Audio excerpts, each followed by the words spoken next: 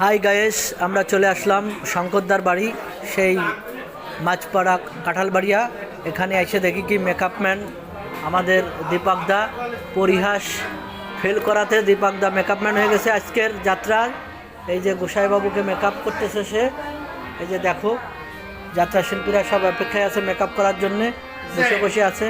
এই যে আমাদের নায়ক বাবু দাদা গান প্র্যাকটিস করতেছে। যা হোক, নায়িকার সাথে ডুয়েট গান গাতে হবে তার আজকে, খুব ভালো ভাইবিটা।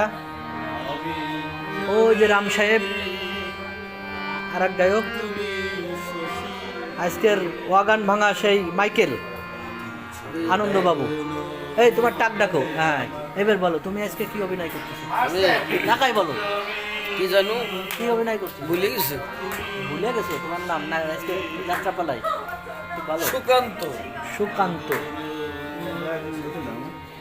এর জমিদার। এটা সুমন ভাই,